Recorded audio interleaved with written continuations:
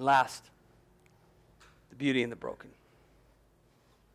I want to close with this story because I believe that it's a story that sets the stage for everything else we're going to talk about today. Jesus shows up in the region of Gersanes.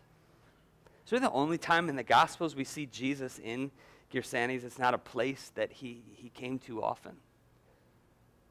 And when you read this text, you really get the sense that Jesus was there for one reason that day. He got out of the boat, and as soon as he stepped foot on the seashore, we read that there was a man possessed that came running towards Jesus. I love this picture. Jesus showed up, and he didn't have to go find evil. Evil came running at him.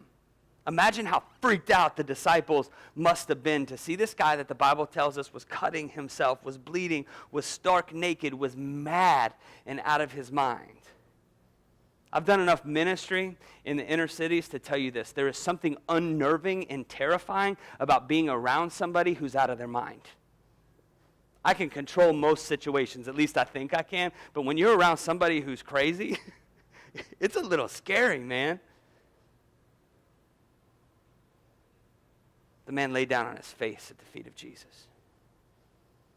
The demons inside of him said, "We are legion, for we are many hundreds, maybe thousands of demons that have been possessing this man that day." And the demons inside of him began to beg Jesus, "Please don't send us to hell." Which, by the way, just a short little point, if demons are terrified of hell, if demons would rather go anywhere but hell, let me promise you, we should understand that hell is for real, and it is something that we have been given the antidote for. His name is Jesus.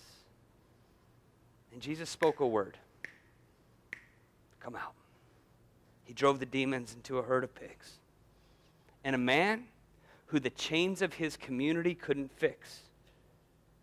Preachers, that'll preach. A man that the best counselors of the Decapolis could not fix. The man who cut himself screaming and wailing, chained into a cemetery at night. This is the guy they warned their kids about. This was this menace to society that I guarantee you they had conversations. Should we just kill him? He's dangerous. He's going to hurt somebody. And in a moment, in a word, the Bible tells us two things about this dude. That he sat at the feet of Jesus, fully clothed. Doesn't that remind you? In Genesis chapter 3, Adam and Eve sinned. They were naked and ashamed. What's the very first thing that God did for them? He clothed them. Remember? He took the skins of the animal and he clothed their shame. He clothed their nakedness. It's the exact same thing that Jesus did for this man. He clothed him. What a beautiful picture of the church. I think sometimes in the church, I grew up in a church where shame was a tool that was used against people. Jesus didn't shame this man. He covered him. And number two, he sat there in his right mind. Those who are charged with taking care of that herd of pigs ran back into town. And it makes sense why they ran into town. Their job was to keep these pigs safe. And on that day, 100% of their pigs died. So they brought the townspeople out to say, it was him who did it, not us. It's Jesus' fault, not our fault. Again, ministry is costly. And the people looked at this man that they couldn't fix at the feet of Jesus, and they said, "Jesus, you truly are the Son of God. Come into our community, live with us, and tell us." Nope. That's wrong. It's not what happened. So they looked at Jesus, and they were terrified of him and begged him to leave them. What a powerful picture of our world. Jesus had cost him money that day. And that money was more important than the deliverance that sat right at his feet. And so this dude saw the crowd. These people are never going to accept me, Jesus. I'm never going to be a healthy part of this community. Please take me with you. Just earlier in the Gospels, Jesus had already invited the rich young ruler, remember? Go sell all your possessions. Come follow me. Essentially, come be number 13. Same invitation he gave Peter, James, John, Andrew. Come follow me. But on this day, this broken man, Jesus, please take me with you. And Jesus said, "Nope. I've got something different and maybe something better. Go back into the town you came from and tell these people what I've done for you." There's an ancient form of art in Japanese culture called kintsugi.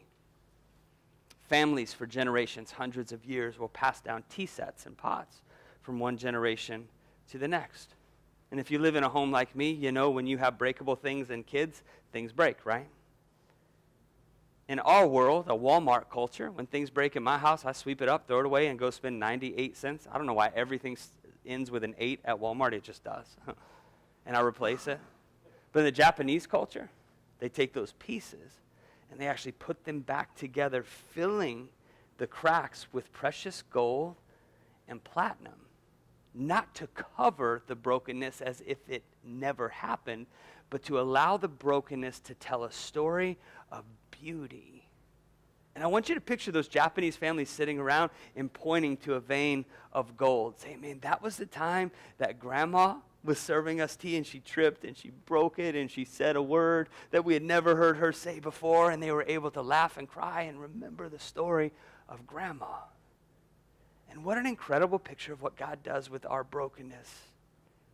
We do not become less beautiful, but through the process of redemption, we become more beautiful. If you looked to buy a Japanese tea set today online, you could go on Amazon, buy one for about $75, $80. If you look to buy a piece of kintsugi, you're going to spend thousands.